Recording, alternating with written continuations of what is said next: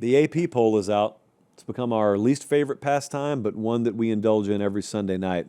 We've got movement. It makes no sense. I don't know why. Let's just get right into it. So this is the updated AP poll. Brigham Young is ranked at 25, TCU at 24.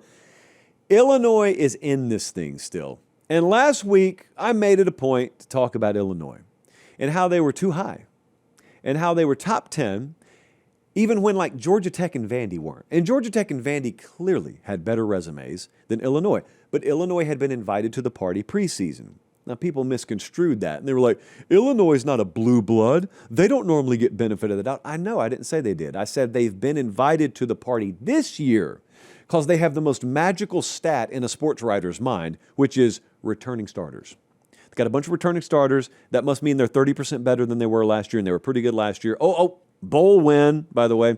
So let's put them in the top 15. And then they kept getting rewarded. And so they were top 10. And they lost yesterday by 500,000. They're still ranked. Not because they have a top 25 resume, but because, well, we dropped them 14 spots. Maybe you should start from scratch every week when you formulate your poll so that you should never have how far you're dropping a team in your mind. Just stack teams based on who has the best resume. Again, this is a bridge too far intellectually for most of the AP voters. Notre Dame's at 22. Okay, USC looked good last night. Looked really good. I mean, Lincoln Riley, I regret to inform you, has himself a really good quarterback in Jaden Mayava. They're up 4 spots to 21. I have a theory. I was working on this with some guys today. I think Jaden Mayava is better at quarterback for Lincoln Riley than Caleb Williams was. He may not be the most talented quarterback he's ever had, but he plays within the system. And I thought Caleb Williams played wildly out of it all the time. And so I don't have Lincoln Riley on the record having said this. I don't need it. I guarantee you he feels more comfortable with Mayava right now, who is rapidly progressing and playing within the system and throwing the ball where it's supposed to go and doing what he's supposed to do and reading what he's supposed to read, than a guy with all-world talent who just winged it. I'm not interested in that. I don't think he is either. Missouri rather, is at 20. Miami's way higher than that. Michigan's at 19. Vandy is at 18. Vandy, again, obliterated someone yesterday. Vandy was favored by 28. They won by many, many more points than that. But because it's Vandy, you're going to have to win like 5 or 6 more big games, marquee opponents, before we crack the top 15 with you. Vandy clearly has a top 15 resume. It's such a joke they're not top 15. Bama's 17, whatever. Beat Wisconsin handedly. I'm okay with it. Georgia Tech should be way higher than 16. Again, just a complete joke of a process. Hey, really quick timeout. We'll get right back to the video. Do me one favor. Make sure you're subscribed. It helps us keep the show free. It helps us keep the lights on. It helps us keep doing college football year-round, and we appreciate it. All right, back to the video. Georgia Tech's resume. Just think about what it has now. I guess they're being punished for Clemson losing again, which is understandable, but I ask you, how do you know that Georgia Tech beating Clemson initially didn't create a chain of events that led to them losing again? Like, why would Georgia Tech get punished for that? That's why I've always believed in baking the value of a win in as the win happens, and then rarely, if ever, revisiting the value of that game. But people disagree with me on that, so whatever.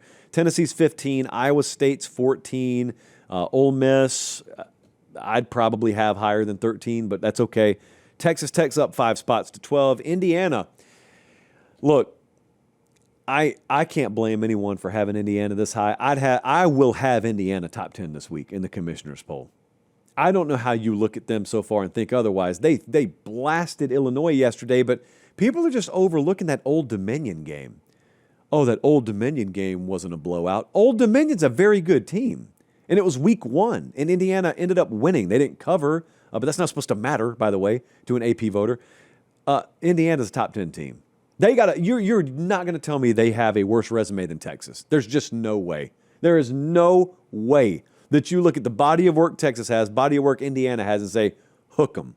No way. Now, if you're trying to project with this, if you're trying to predict with this, if you're trying to do the whole who would be favored on a neutral field thing, that's not what this is for. That's what power ratings are for. I know because I do those every Tuesday night. and I will have Texas ahead of Indiana. Probably not by a whole lot, but I'll have them ahead of Indiana. They have no business being ahead of Indiana in a merit-based resume competition. And even if you think Texas is going to go on to do big things, wait till they do it. Wait till they do it. Because you also thought they'd be the number one team in the country. Most of you did. And now they're struggling to stay in the top 10. So what you think, respectfully, doesn't really matter. What I think doesn't matter. What I think will happen doesn't matter. This is, as far as I can tell, this is about what has happened, right? A&M's number 9. Yeah, that checks out. FSU, number 8.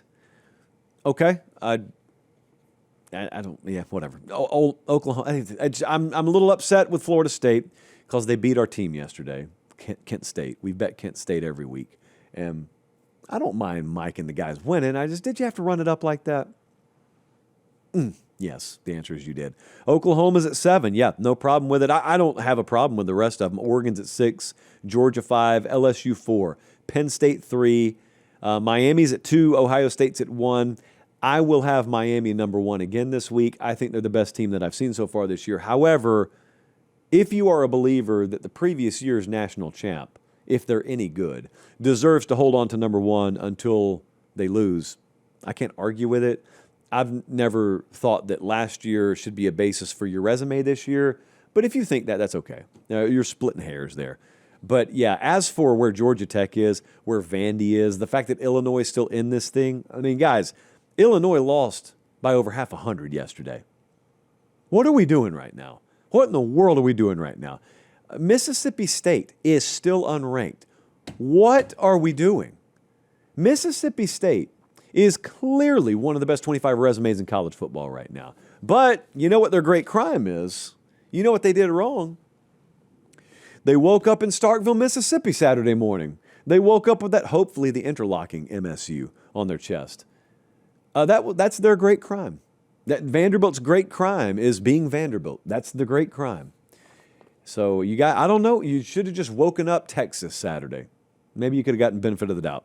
You can go over to FanDuel right now, and you can look at odds to win these conferences because they are moving very, very quickly.